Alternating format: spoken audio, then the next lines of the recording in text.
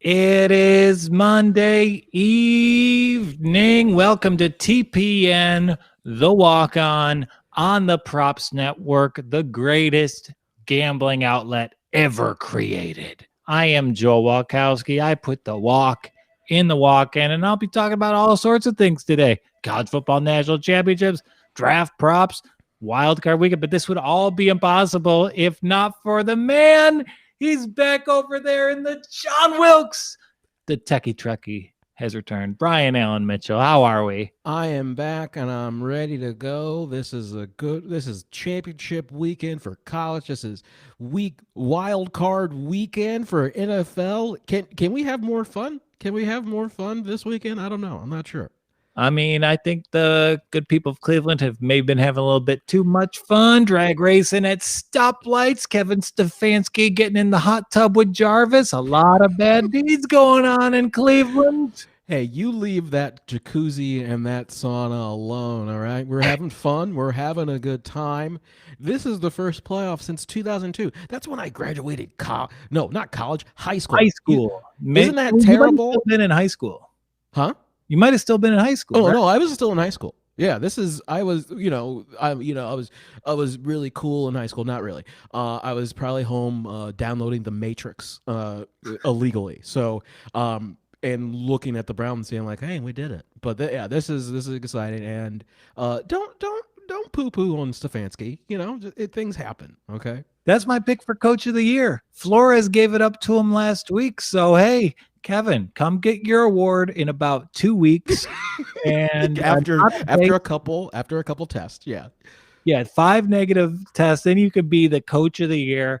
But I'm glad things are. You have a good attitude. I think the Cavs might be a big part of that. They are a basketball team. And you're telling me that Andrew Drummond was going to be like an all like, look out what you're going to get. This guy is good. Colin Sexton, Bickerstaff, the coach, is calling him a walking bucket. I don't know what a walking bucket is, but I like it. I think it's that board game from our childhood, Mr. Bucket. You put the balls into his top, and then the balls pop out of his mouth. So I believe that's what Coach Bickerstaff is calling Colin. Hey, I'll take that. I like that. I love board games. Yeah, so it is a wild Wednesday here. And, we have too much to talk about for us to have our fun, I think, right? Yeah. Because here at the Props Network, we're a little zany. We're a little silly. And if you do want to follow us on our gambling journey, smash that subscribe button because we're going to be here all playoffs. We're going to be advising. We're going to be consoling. We're going to be pointing you in the right direction. But we can't do that unless you hit subscribe. And furthermore, I'm doing daily NBA picks on the Props Network YouTube, and they're calling me White Hot Joel Walkowski because I'm a white guy who's hot with a good gambling track record. So check it out on the Props Network. We got our NBA picks. We've got Donnie Singstack's college football blogs. We've got Jamoke Davis, not 1, not 2, not 3, not 4, 5-time Emmy winner. He's doing Just for Sport every Monday and I believe Thursday. And then we have Steve Clark betting every NFL game. We've got Brian Mitchell, Eli Sairs, and then we've got all these great gambling tools, line comparisons, futures comparisons. It's such an easy-to-use interface with great analysis from, sports experts who, unlike some of the other outlets, know a black person. Yeah, and that's true. Take that, other outlets. And from the Props Network, it says, "Let's get #wild." This is a wild Wednesday. We're back, baby. Let's go. Yeah, we did our last week. We had to move our Wednesday to a Tuesday to accommodate everything, and we're getting wild because we're putting the end at the beginning. So this will be the last part of our gambling weekend, right? Because it shapes up pretty nicely. Yeah, it's going to be a good one. I think there's just a slew of good old bets to go out there. So let's get going. Yeah, and usually the divisional round is the best weekend of football. That might not be the case this year because we got 3 games Saturday, we have 3 games Sunday, and then on Monday we have the college football national championship, Alabama, Clemson. Sorry, I wrote the copy in September, October, November, December, and early January. And joining us to discuss the Tigers versus the Crimson Tide is the wild one himself, Eli Sairs. Ooh, what's up? How y'all doing? I can't wait for this game against Clemmy. Rematch City. We got Trevor Lawrence. We got Mac. Okay, so Trevor Lawrence, fresh off his Heisman win, will be playing in the title game. Things did not go well for Clemson, and I don't know if you want to start there. I don't know if we want to look a little bit back before we look forward. We can celebrate Clemson's butt stomping. Yeah, it's hilarious.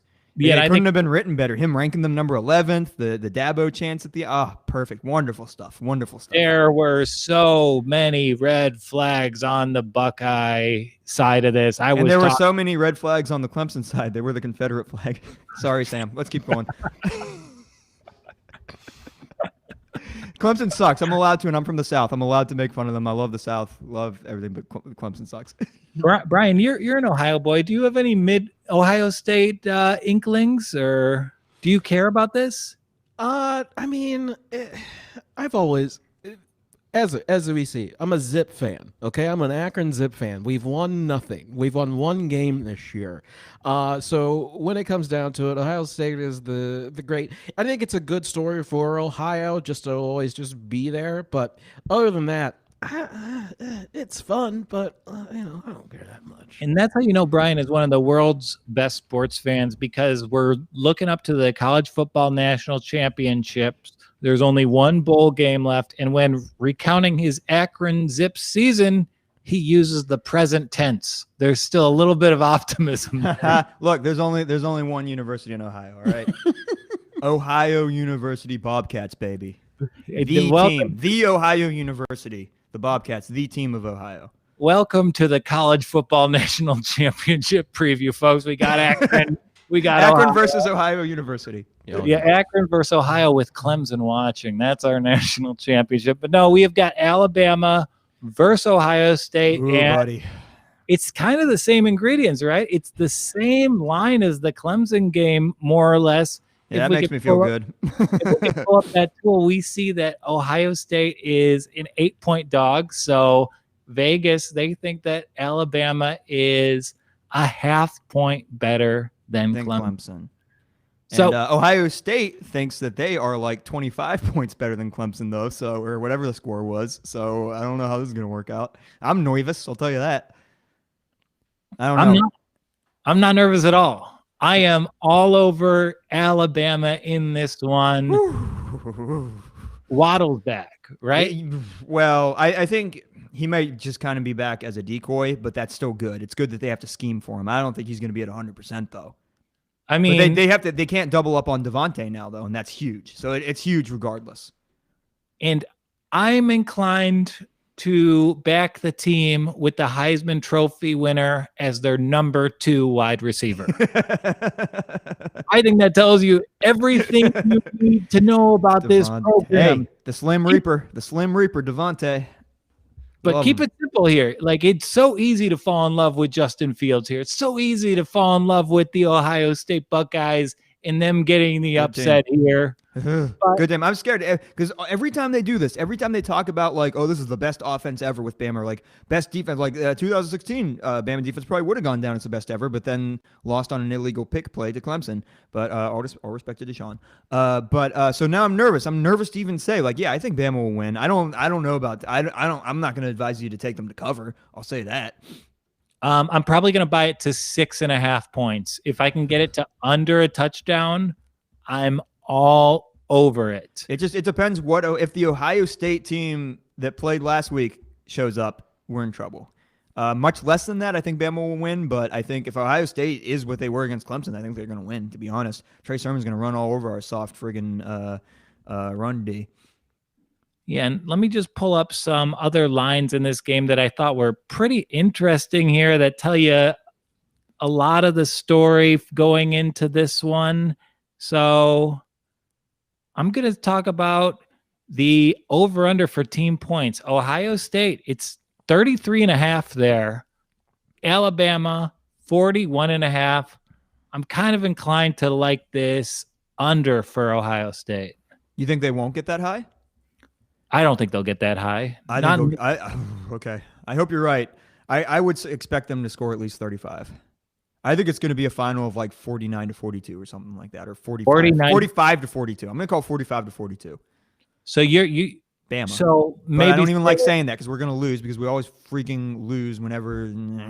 Go ahead. Sorry. But then again, okay, so maybe the Ohio State one was it was misinclined. Alabama's is 41.5. No one has held Alabama under 42 points this year. Yeah, and Ohio State's defense is not their highlight. And also, I mean, I hear what you're saying on the under. Bama, we have a soft run D and a softer D in general than I'd like, but our secondary is better than Clemson's secondary. Hey, I don't think quite as a couple of those amazing bombs that Fields hurled out there. He's going to do that to us a couple times, but a couple of those I think would have been deflected had it been one of our guys, a Battler, a Jordan Battler or something like that covering. Yeah, and can you really blame Bama for that? Who among us doesn't have a D that's a little softer than they'd like, huh? The 30s are tough on us all. All right, Sam better get mad at you for that one too. That's good, clean fun here. And good, clean humor. Sam's a little older than me, so I feel like he knows what I'm talking about. Yeah, in the chat. Hey, we all know what you're talking about, all right? In the chat they say they got a softer D.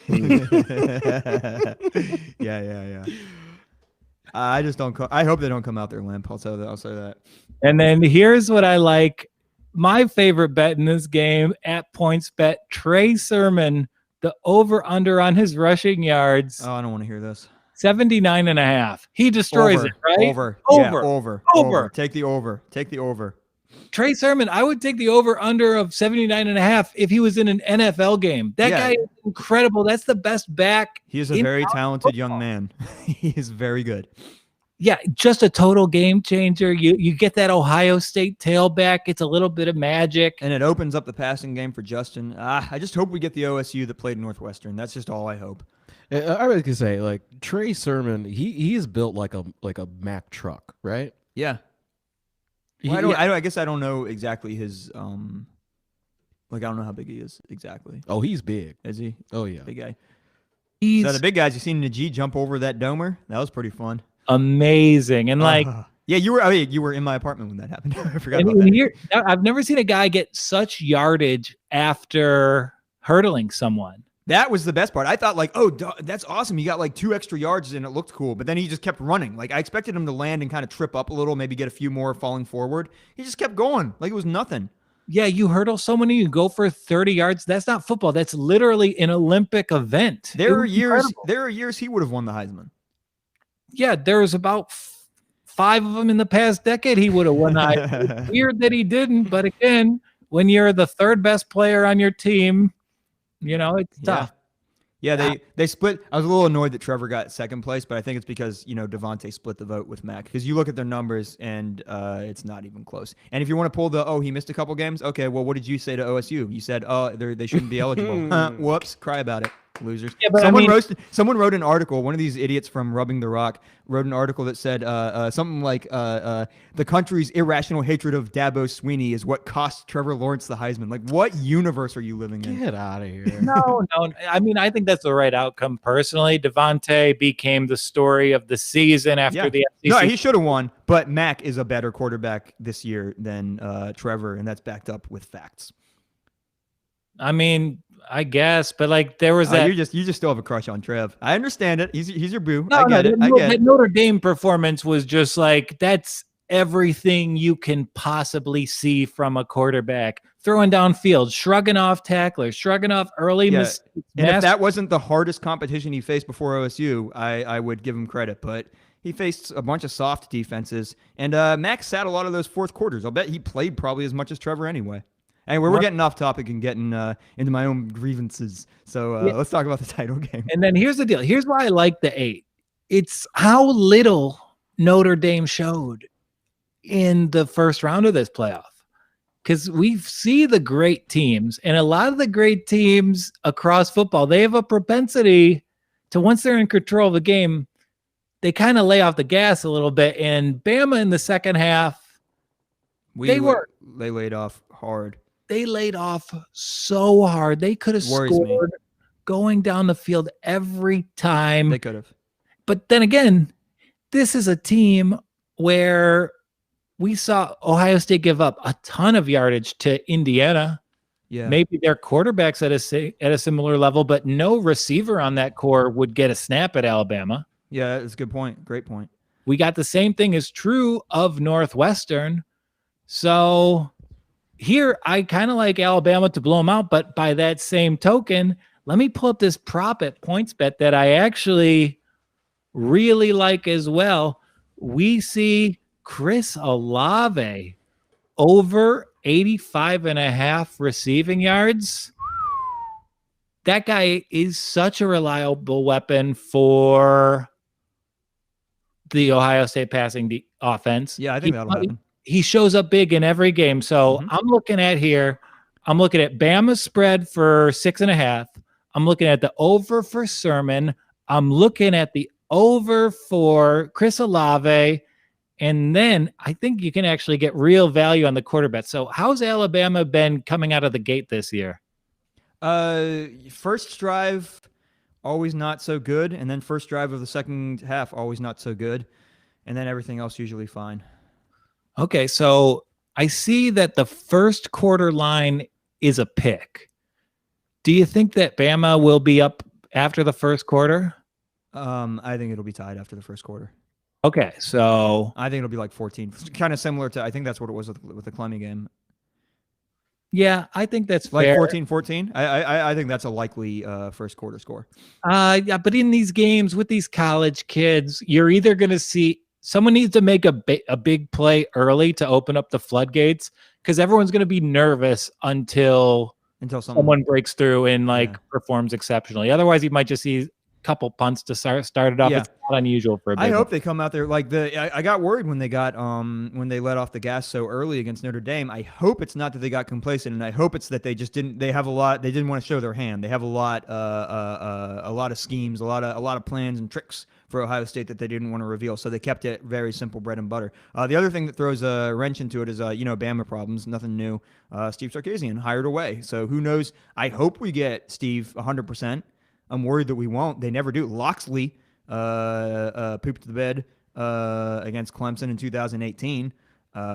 So I don't know. I believe Sark. I think he has that passion and that love. I think he's going to do it, but I hope his head is completely in Alabama until Tuesday. And if not, then go Texas. God bless you. All the best luck in the world, Sark. So happy, grateful for everything. That's a great job for him. And I think it is too. I think he's going to do well there. And this is I kind of equate him. He's kind of college football's Josh McDaniels.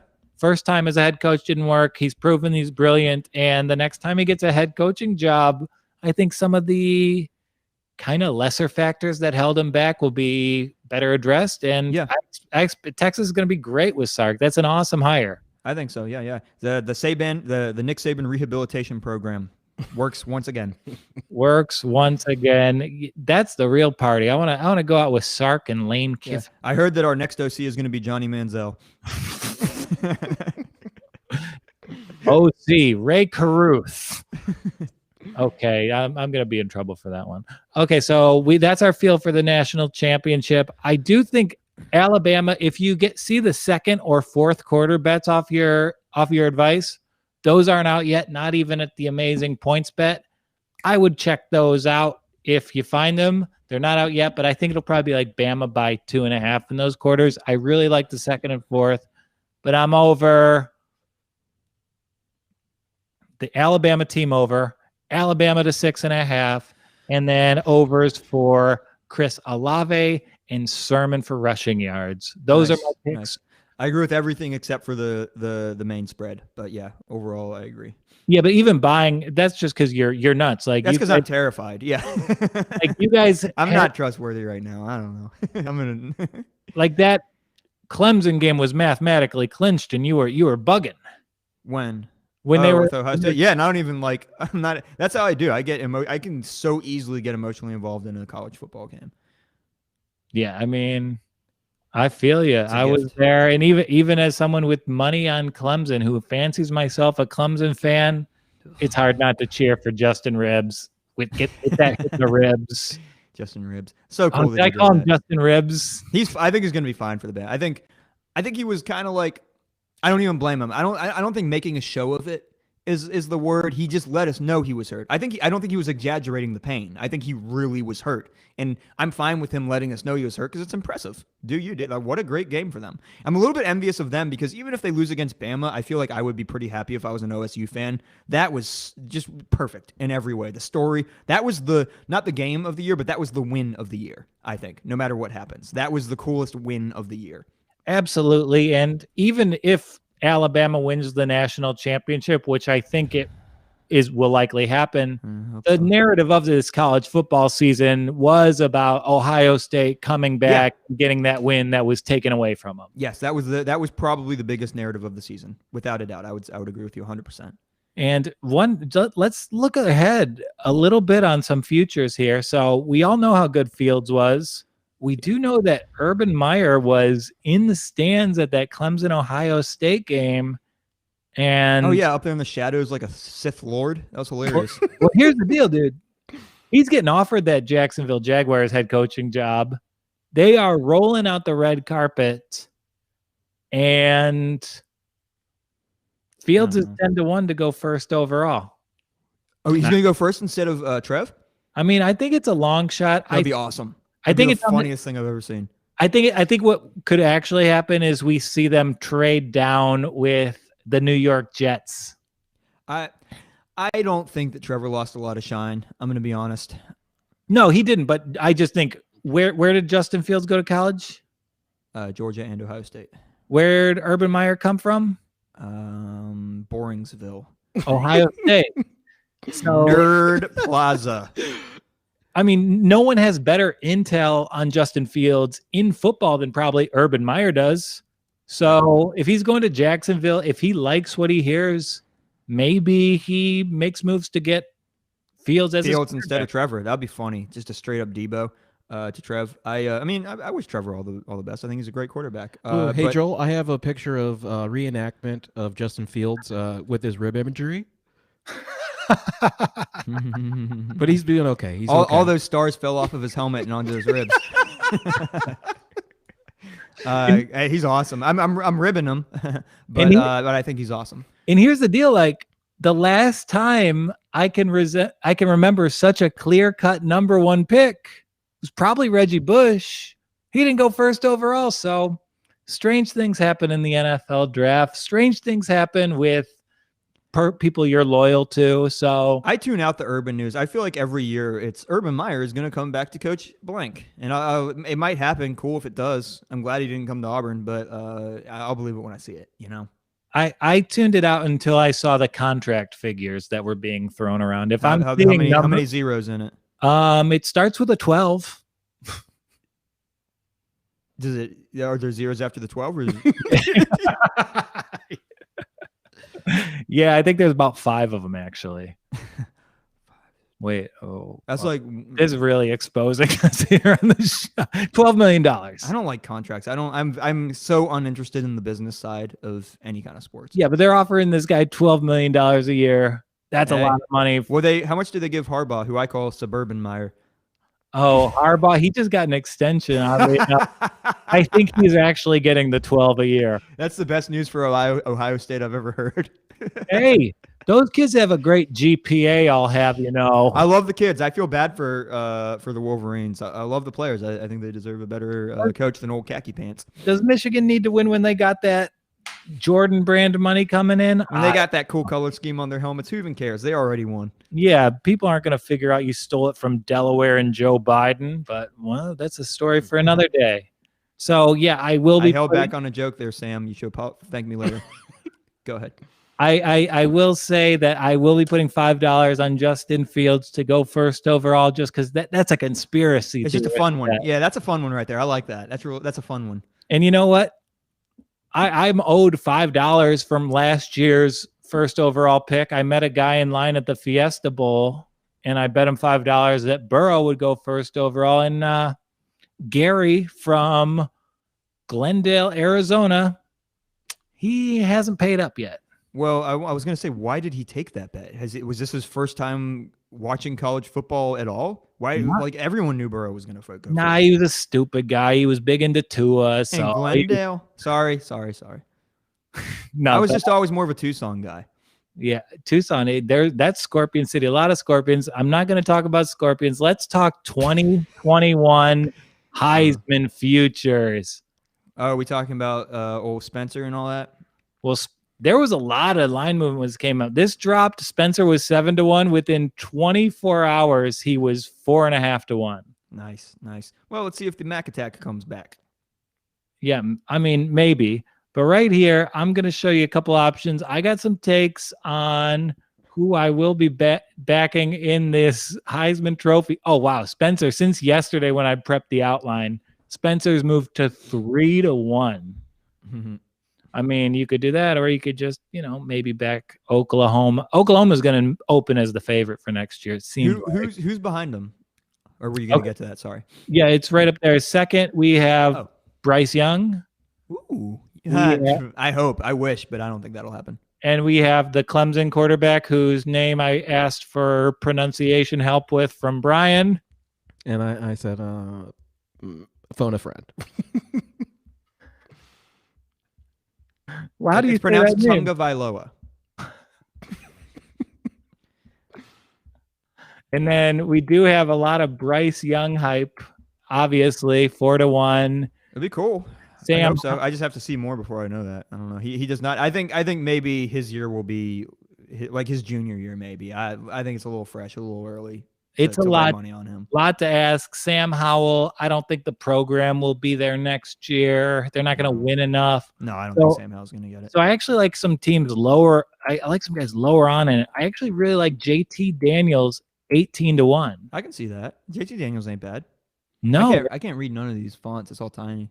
Well, JT Daniels, he's the 6th favorite. He's 18-1. He's at Georgia. That offense has looked pretty explosive with him under center. I think they'll have a really good defense next season. Yeah, but old Bullcut will mess it all up.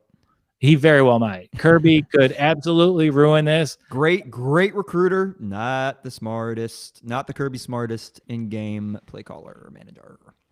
Yeah, but I mean, if you're Georgia, this is when you need to bounce. It's Bama's conference. When they get 5 players drafted into the first round, you should probably contend for the SEC next year. If Georgia's starting quarterback is contending to the Heisman, I would go ahead and lay money on Bama's backup quarterback. Ooh. So whoever's backing Bryce Young next year. Shut up. And then the next one I like, it's another USC quarterback. This one actually beat out JT for the job. Keaton Slovis 20-1. That would be cool. You got to bet on it. That's your boy. You got to back your boy. And Heisman voters, they love sending that trophy to the Coliseum because most of the time the Coliseum has to send it back.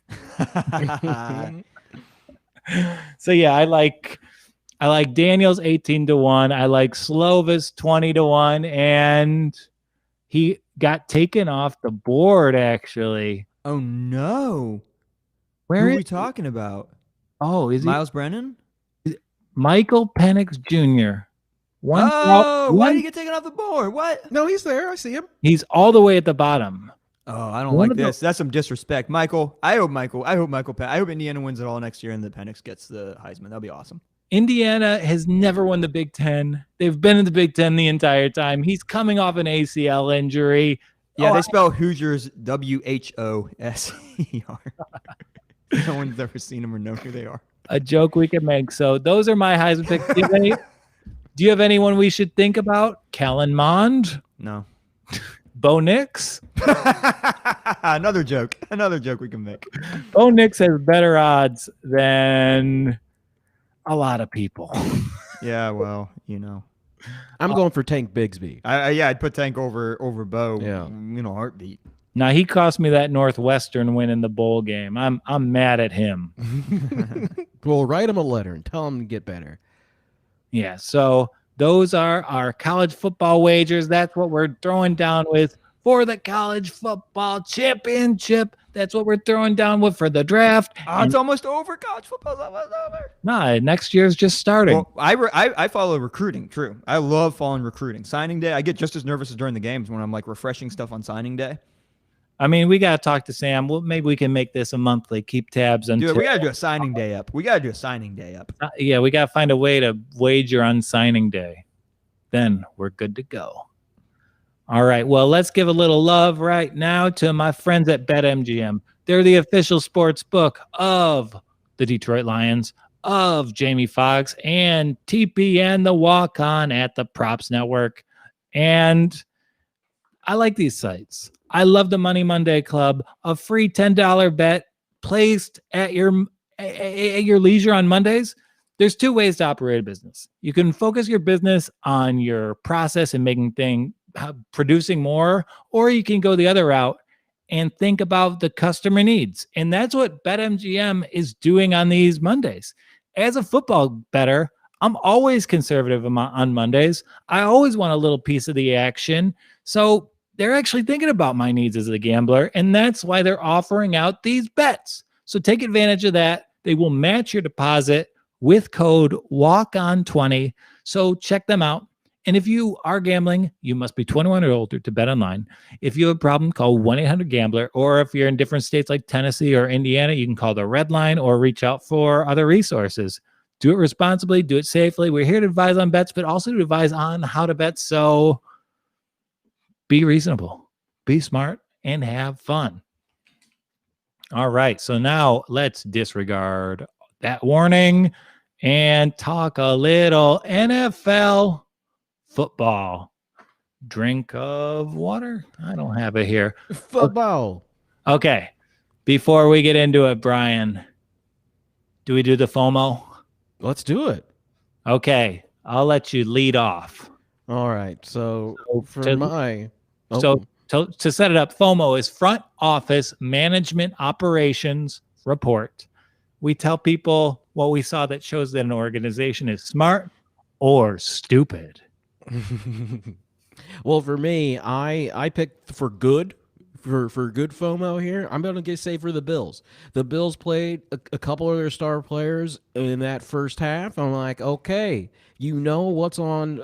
Sean McDermott knows what's on the line, and he wants to keep those guys fresh. And doing that and playing them instead of sitting them and then just letting them cook on the sideline is no good. I'm glad that he's like giving those reps to understand like this is a major opportunity. Their team is in a very good position to take this championship all the way.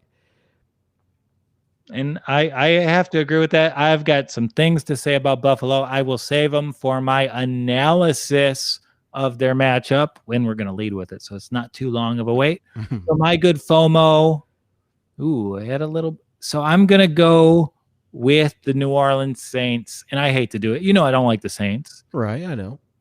Drew's tiny and old. Taysom in a quarterback. They're benching Jameis for no real reason. But last week we saw the Browns have to sit out an entire positional unit the day before the game against the Jets. Yeah. It was a disaster. They were discombobulated. They didn't know how to function as an offense for an entire half. And they just weren't ready to go because of it. It was too much. Yeah, I mean, when your whole receiver core is out, what are you supposed to do? I heard they were practicing in a parking lot. Come on. Exactly. It's so much to deal with. It's impossible variables. And the Saints, all year, we've heard about how Alvin Kamara is the heart and soul of that team. He runs the offense, basically. Mm. And just leading up to their game to clinch the number 2 seed, to potentially get the 1 seed, their entire running back room gets ruled out. Mm-hmm. Mm-hmm. The Saints roll. They have an awesome first half. Emmanuel Sanders looks like he was made in a machine custom to catch Drew Brees' third down throws. And they just rolled. That's the mark of a good organization. I am a little scared of their matchup this weekend. We'll talk about that. But I was impressed with Sean Payton's work and with the Saints as a whole. My hat's off to him. Yeah, for him to bring in Ty and just and to do well, just to that's just they know how to put pieces together and like be okay. You know, Alvin I mean, what did he just? He was off like by 6 touchdowns, and then he's out. And it's like for them to be ready to go in any situation shows that they can play, and just hopefully they don't have to let the game be called by the refs to decide their fate. Yeah, and a good football team, the mark of it, it's not about team success. It's about being able to adapt your scheme for team success. That's what I saw from the Saints. Awesome job. Now, how about your bad, FOMO? My bad goes to the Rams. Ooh, who won? They won. They won. But to have John Wolford as your backup quarterback is a rude thing to do for a team that is always on the cusp of, going deep in the playoffs. And I think this is a problem with NFL teams that get success early. They're like, oh, okay, well, I don't need to work on depth too much because we're rolling, baby.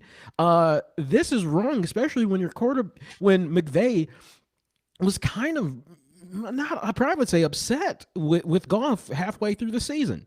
So if you don't have someone back there ready to go and just having John Wolford there to simulate Russell Wilson, oh, great, that's awesome. But can he make throws? Oh, they're like, oh, John Wolford can run. Can he pass? Can he get that third down completion when it's needed? I don't think so. So to go deep in this thing and a bum thumb on Goff, you're not going anywhere.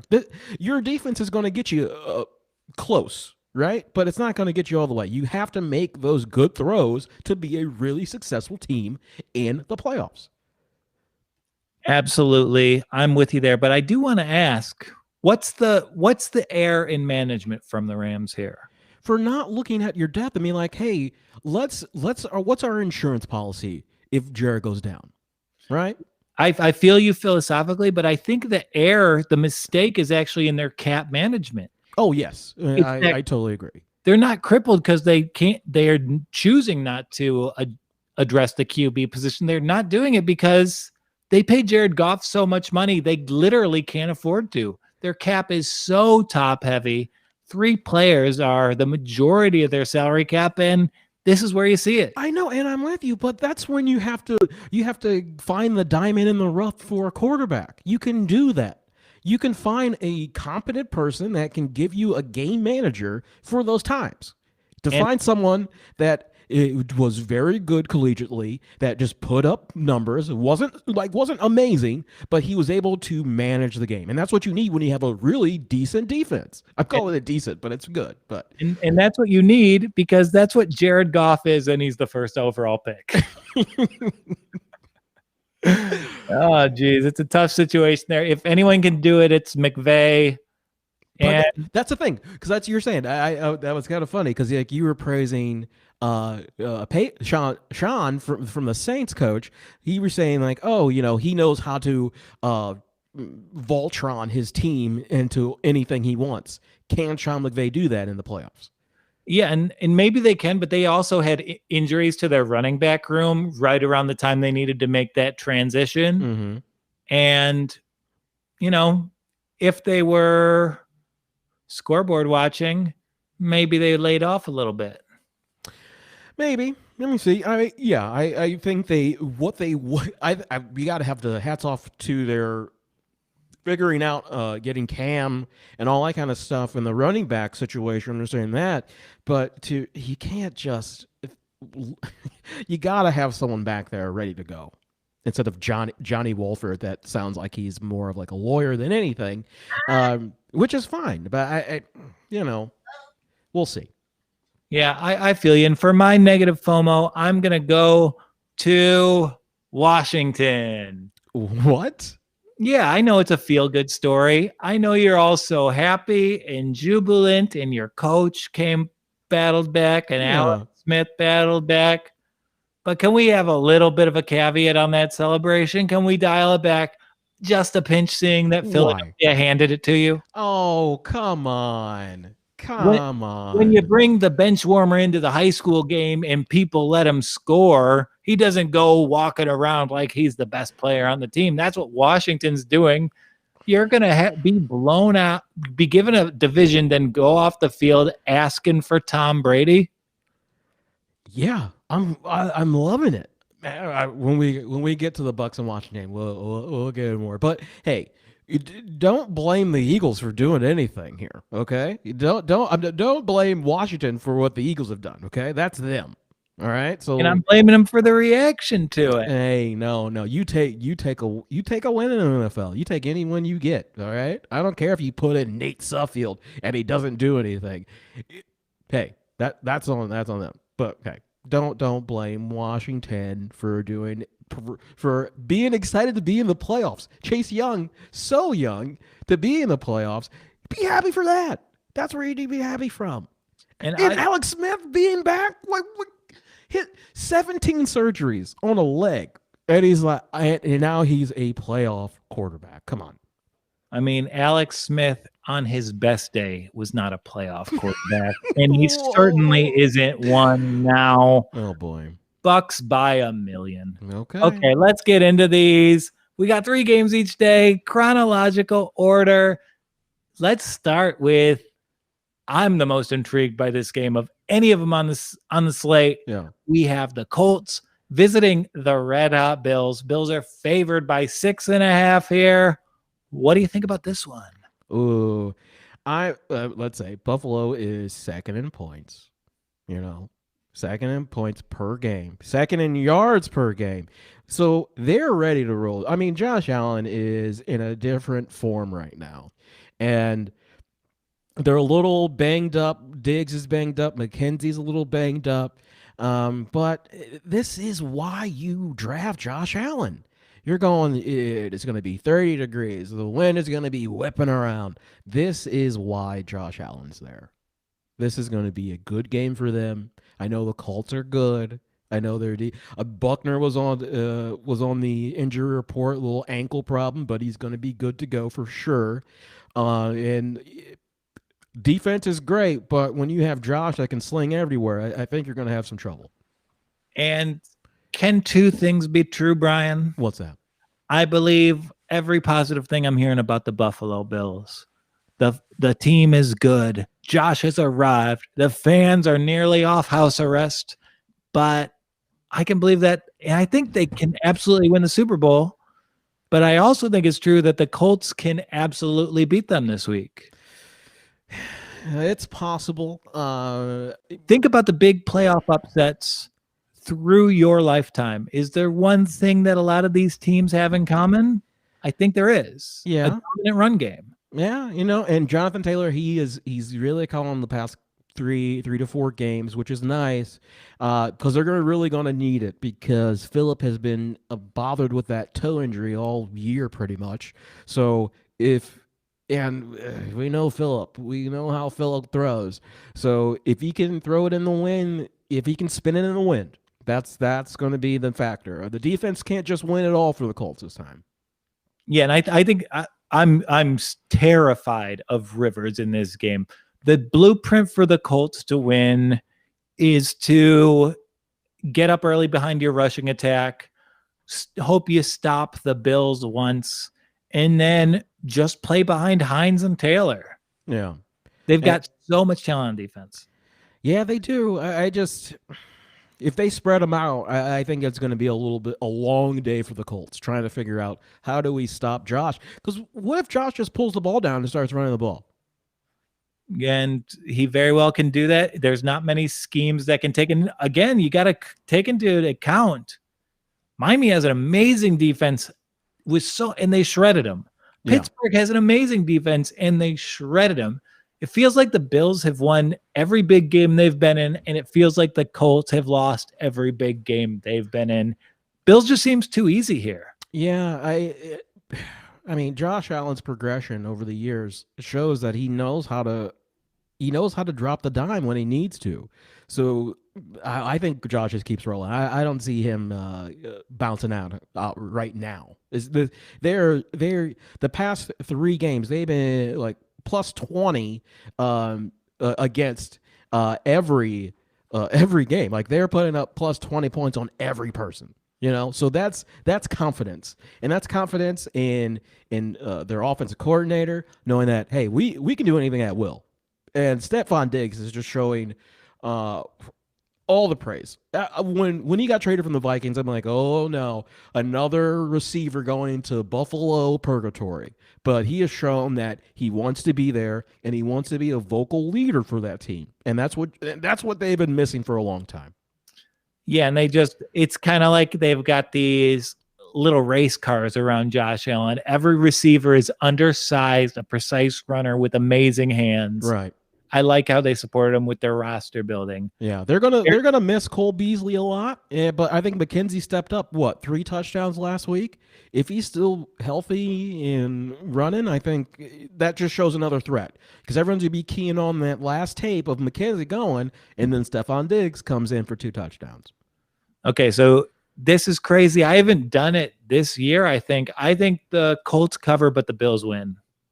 Yeah, I can see that. Yeah, that's where I'm at with this one. I'm going to bet the Colts straight up, but I'll have Buffalo in a tease. Okay. Boom. I like it. Okay. Bucks, 8.5-point favorites at Washington. Oh, yeah. This is great. Hats off to for AB being silent all year and putting up great numbers for someone out of the league and doing its job. I'm just excited. I'm just excited for AB to be like, okay, great. But Washington defense, all right? You're telling me Washington defense isn't scary? Chase Young, after Mike Tomlin said, hey, I don't want someone on you on my team because he knows he's a bad boy. And to have that type of praise from a really good head coach in the NFL, that gives him the confidence to just keep working and understand like he's a game changer. He is a game changer, but this Bucks offense gets the ball out pretty quickly. They have options. They can go to a screen game with Antonio Brown. They can run Ronald Jones into the flat. They spread you out. They have literally 7 good offensive weapons. You don't know where the attack's going to come, but it's going to be quick and it's going to be precise, and it's not going to be any Zach Taylor, Joe Burrow dropbacks. It's going to be Tom Brady. I think the Washington D will do their job, but I can't imagine a situation where Alex Smith with a kind of banged up Terry McLaurin just keeps pace with them. Yeah, no, I it's going to take a heap of talent. And I'm glad that Antonio Gibson is back. But he's probably not 100%, but JD McKissick is really stepping up. I'm really excited about that. But yeah, that's the one thing. If the Bucks start out hot and they're and Washington's playing from behind, that's just not them. That's just not them yet. No, and Alex Smith looks horrible. He falls down at he's first not horrible. When he's under any duress, this dude is I get Brady's 45. This dude is starting, and I got the time wrong. This is a Saturday night game, frigid weather, outdoor, Eastern Seaboard winds. I really hate Alex Smith in that situation.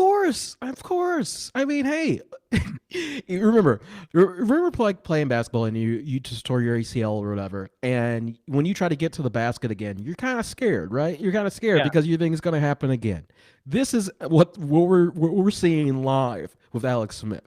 He's, in the back of his head, he's thinking about that injury that he had, and it's terrifying to him. That's a mentality type of thing. So if he can get the ball out of his hands quickly, put some pressure off him early, that might be able to open up a little bit, open up him a little bit more. And the only other person more unimpressed with the Alex Smith comeback than I am is playing D tackle for Tampa. Ndamukong Suh. This could be a legacy record tonight. He's going to take a cheap shot at Alex Smith. I wish I could bet on that. You don't want that, Ricky Bobby. No way, Ricky Bobby. You know what's happening. Well, okay, I will say this right now. Washington is a top 5 defense, and we know that Tom Brady does not like pressure, right? So we have 2 quarterbacks that hate pressure. So it's going to be how much pressure he's going to win, and that's what it's going to be. But hey, Tom Brady throws some weird ducks when he gets pressure in his face, but he does have his binky as Rob Gronkowski. Come on, you can pronounce a Polish name better than that. I know you. Gronkowski. Yes, there we go. Yeah, it's Gronk. The Ski. Gronk. Yeah, but here I just can't imagine Washington getting more than 17 points here. Oh, that sounds about right. Yeah, I mean, yeah. Washington can lose this game and their season will still be an A+. If Tampa wins this game, their season's an abject failure. Right. So much more is at stake at Tampa. I think they're more talented. I think they have a better coach and a better quarterback. So I'm going to go Tampa here. Tampa Bay's the way, but top 5 defense from Washington. It's going to be a fun one for like a quarter or a half, depending what happens. And you know something wonky is happening on Saturday. One of these games is going to be wild. Oh yeah, I know. And this is the game that it could be wild. That's like the one. I don't know. Okay. I did this out of order. Yeah. Because these could all be wild. I see that Colts thing happening. Mm-hmm. If Alex Smith beats Tom Brady in a playoff game, yeah, I mean, it's the greatest achievement by someone with his legs since Oscar Pistorius was acquitted. What's the next game you got? Oh, God. Okay, the next game actually before this, I didn't put it in bold. 4:40 start in Seattle, Washington. Are you going to be watching this with your fiance? Yes, I will be watching it with my fiance. In your Seattle shirt? Go Hawks, baby. But wait, no, it's going to be a fun one. If Jamal Adams is still hurt with that shoulder, the Seahawks are out with their best pass rusher, and that's not good. It's not good when your safety is the best pass rusher on your team. No, it's not good. But they kind of needed to use him because the advanced stats about 6 weeks into the season graded him as the worst safety. They turned him into a pass rusher, and there you go. suddenly the math works. This line is crazy. This line is 3.5 points. Mm-hmm. Why? We don't know if Goff's playing. That's the main thing, because like if he is playing, I'm thinking he's going to play, and I think that's why they're doing that, because they're like, well, if he's out there, they always give Seahawks trouble, which is fine. But I think the main thing is that if the Rams have to shuffle out Johnny Walford, then they're in trouble. I think the line will move that later when we figure out the injury report like Thursday. Yeah, and in this one, I think the way to go is Seattle money line all the way. That defense looks incredible right now. Mm-hmm. I think the Rams, no matter who's at quarterback, are going to have trouble scoring.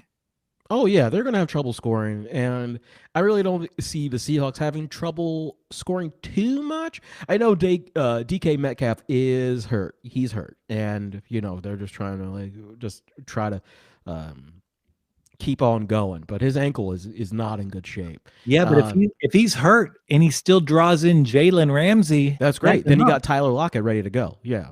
Yeah, boom. It breaks down perfectly for him. I think the defense is going to step up, and they're masters of having the ball last win. Mm-hmm. They live for that. So I like the Seattle money line. I might go beefy and do the full 175 to win 100 here. Mm-hmm. But I also kind of like tying Seattle and Tampa together at minus 115. Bet 100 to win 85. Not bad. Not bad. But yeah, I think that's a good number right there. Yeah. Okay, so then we watch SNL. I believe Rosie O'Donnell's hosting and Sugar Ray's the musical guest. So real great Saturday. Oh yeah. And then we wake up Sunday. We have our almond flour pancakes. We keep it keto. Keep it keto. And then we watch the Ravens, who are favored on the road against Tennessee. 3.5 points. Mm-hmm. Mm-hmm. Mm-hmm. And probably the most exciting thing about this game is that friend of the Props Network journalist, Donnie Singstack, his parents, Yeah. they got vaccinated to go to this game. Wow. His parents are like, they're like, oh no, we don't care about our safety. We just want to go to this playoff game. We need to get They that. care about their safety. They got the vaccine. They're good. She's a teacher, professor at Vanderbilt. She's got to teach in person. Give her the vaccine. Give her the vaccine. Yeah. Let her cheer on the Ravens, because this one, I don't know what to think in this one at all. Who knows what's going to happen here? Oh, this is a barn burner. You know, it's gonna be 30. It's gonna become to like, it's gonna be 40-40, some weird number, and it's gonna be one of those great games that we're gonna. I mean, the Ravens and Titans have been battling in the playoffs since the McNair time. So it's just part of the history lore. Like, this is gonna be a great game. Yeah, they should hang Derek Mason over the 50-yard line. Winning team gets to claim him. Well, Ravens are number 1 in rushing, so that's, you know, if J.K. Dobbins is feeling himself, it's going to be a good time for them. And I would say a negative for the Ravens here. You got your Vikings trade with Ngakwe, his hamstrings hurt. So if he's not there, if you're not able to get pressure on Ryan, he's going to just run. He's going to run for 2, throw for 2, and then D. Henry's just going to go off. So they have figured out a good formula, and the Ravens in the past 3 games have figured out their formula as well. It's like, we got to run the ball. So it's going to be a fun one, and I think the Ravens might pull it out. That kicker, that frickin' Justin Tucker, he can hit it from 70 yards sometimes, and he's just all business. Yeah, and I mean, Ravens have the revenge factor, but they got it earlier this season. Ravens have the better defense, but the Titans have the better passing game by far. So with these circumstances and the fact that they're home, I think the 3.5 is too good to pass up. Yeah. And I, on the Titan side too, I think Adoree Jackson, he just got back, but he's still hurt. You know, I think they know he's hurt, and we're just hoping that he can just be a body out there to scare Lamar. But that's not enough for Lamar, and especially for that whole Ravens coaching staff. Yeah, and I mean, both these teams have so much pride, so much to play for, and yeah, take the half point, enjoy it. Yeah. Do not throw this game in a parlay. Do not make this your biggest bet of the weekend whatsoever. The game is enough here. Gambling exists to prop up a bad game, to get yourself invested. It's got all the ingredients. You can only have a bad experience watching this game if you do something stupid. So don't do that. This is the don't do something stupid bowl. Brought to you by Tostitos. Man, over under, how many boxes of Tostitos do I have in my pantry right now? Ooh, 5. Ooh, 2.5. Very good, though. Pretty good. Pretty close. And I cannot believe this. I think I'll be betting on Mitch Trubisky in a playoff game. You know. Yeah. No, you're not gonna do it. Yeah, because this Sunday, the Bears are visiting the Superdome against Drew Brees, Alvin Kamara, and the Saints. And old Mitchell and the moribund Bears are getting 9 points. No, man. I think Green Bay figured out the Mitch bootleg. It's over. He had a good run. They figured, we just roll him out, make him comfortable. Not gonna happen against the Saints, okay? Trey Hendrickson, Cam Jordan, they're coming to eat, okay? That could well be. I'm just worried about Drew Brees against this Bears D-line and this Bears defense. That is true. That is a good point. They've really stepped it up. But this is one of those light it up games for Drew. So this might be his last hurrah, right? I mean, it better be. If it's his last hurrah, it's everything's on the table. And my one reason to like the Saints here is because they lost at home to the Vikings in a letdown game last postseason. You're right. Yeah. They've have 2 really bad postseason losses in a row, but the 8.5 is very big. Yeah, it is big. And I'm a little scared that Alvin might not be able to play. Right? Ooh. If there's like if he tests positive for COVID again, it's just that window is very, very close.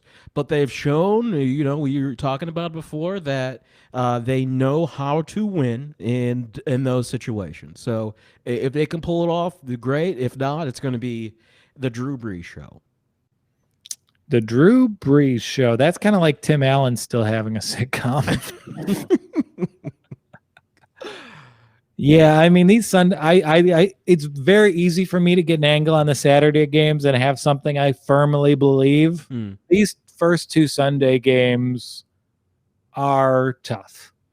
Yeah, no, I would say stay away from all these. Just put everything on Saturday, because these games are going to be tough. And I don't see much room for error for the Bears here. Yeah, and we've been going through almost every game of the NFL season. Mm-hmm. These first 2 Sunday games are probably the most difficulty I've had, like, picking a side. Yeah, no, this is really tough. Like, the Bears are on the come up a little bit. But David Montgomery, if they play behind him, they play slow. That suggests less points, which means they're likely to cover a big spread. Yeah, and hats off to the Bears staff to get their O-line healthy. That was the big thing. I think that's what let them be better last year. So if they're healthy and ready to go, and Montgomery's going to run that ball, it's going to put a little pressure on Brees to throw a little bit more and get a little excited behind that pocket there. And this is crazy. I've literally never won one of these bets. Yeah. But this could be a good weekend to bust out the Sweetheart 13-point teaser. Ooh. Yeah. Sweetheart. All dogs on Sunday. Titans, you get them to 16.5. Yeah. Bears, you get them to 21.5, and you get the Browns to 19. I like that. That's a little sweetheart. It's a good little sweetheart bet there. That I like that. You got to pick one of the Saturday games to go with it. So I'll probably toss Seattle in there. Seattle won't lose by more than 9. So yeah, I think that's good. Bet 130 to win 100. And I think we've covered all the playoff games, right, Brian? No, come on. There's one more. What's the other game? Oh, that is the Browns versus Steelers at Heinz Stadium under the lights on Sunday at 8:15. We got a good one. Oh, boy. Okay, Kevin Stefanski, out. Joel Platonio, out. And Platonio's a really heartbreaking one because he's been with the Browns the entire rebuild. He's been a Pro Bowler 3 times. He's out against the Pittsburgh D-line. Yeah. I wasn't scared about the Stefanski thing. That gives me a scare. Oh, totally. And I feel for Joel because Stefanski, after the game, gave Joel the game ball and said, "You're going to the playoffs." It's heartbreaking. It turns out neither of them are going to the It is heartbreaking. That's kind of like the ending of that Twilight Zone episode where the guy, everyone's gone, he can read all the books, and then he breaks his glasses. Oh, yeah, totally.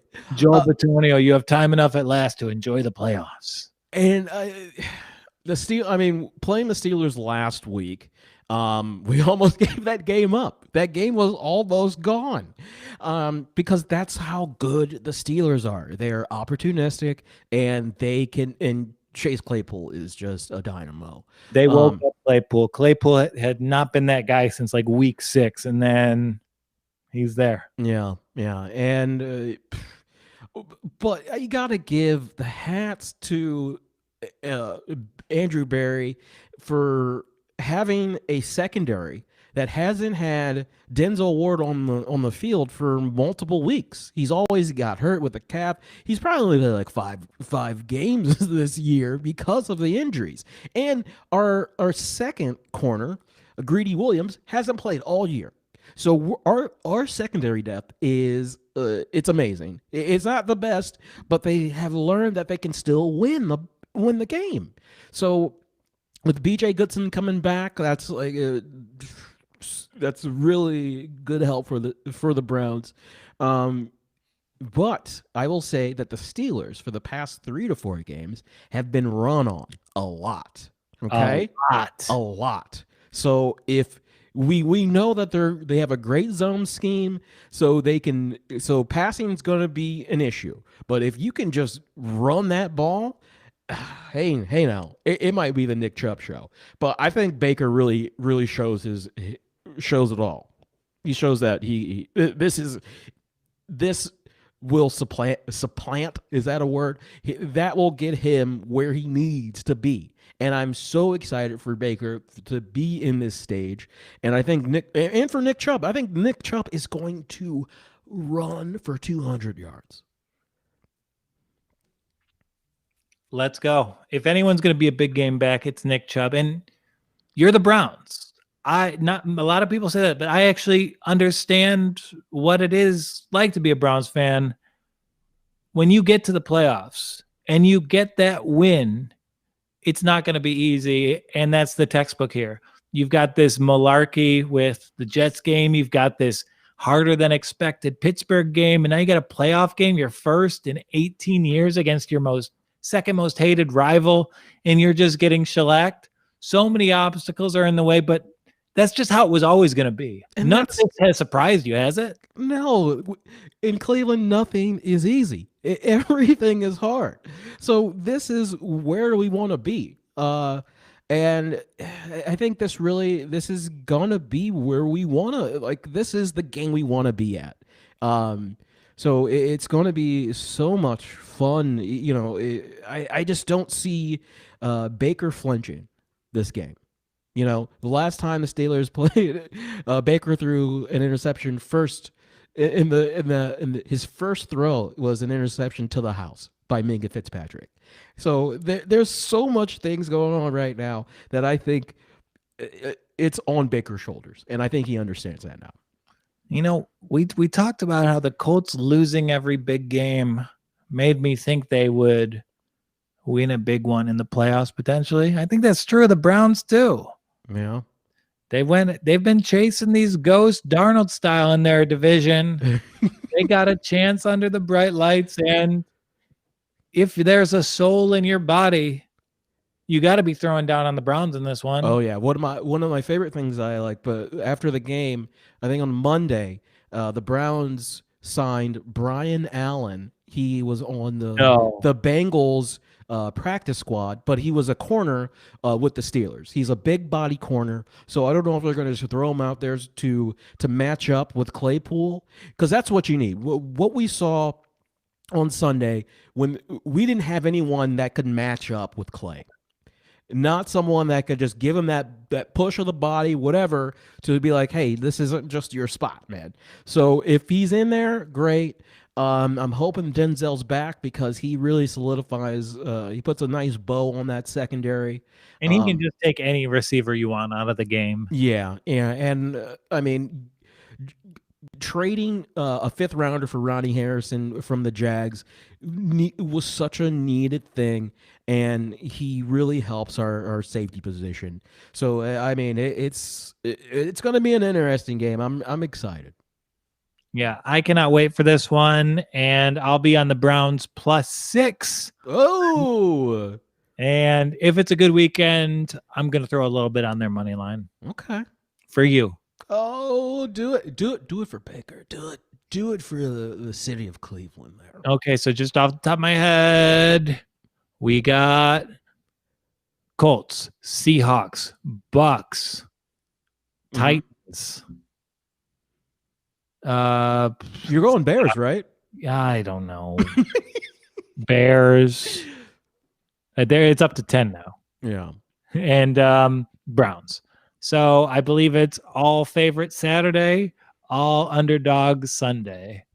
Let's do it. Let's go. Well, we are mixing up the format a little bit around here. Props Network has me doing some other work. If you want the NBA, I'm doing it daily during the week. I'm just kind of rolling out the camera, doing a vlog for every NBA bet I make this season. It's fun. It's loose. So if you're around in the early afternoons, come check us out.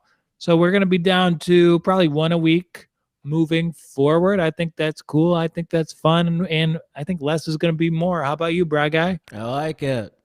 Less is more. That's I what, like that's what it. Apple says, I think. I don't know. Yeah, I like it. I love it. I want 50% less of it. I want to do more research so we can get clips from it. That's a good one. Is that Shania Twain? Yeah, it is Shania Twain. Shout to I Heart Huckabees. Wow. That was a bad reference, but it was a good time. It was a good show, and I think we all had a great time. Oh, yeah. Oh, yeah. It was great. All right. Well, it's been great hanging out with you, Brian. You too, Joel. I got to run storm the Capitol. And Shut up. Shut your mouth. Shut your mouth. Okay. I won't. You got to storm a Capital One. Is that it? You have to like make a deposit or something like that. That okay. That's fine. I actually do. That's where I lost the rent check from. So that I do need to storm a Capital One.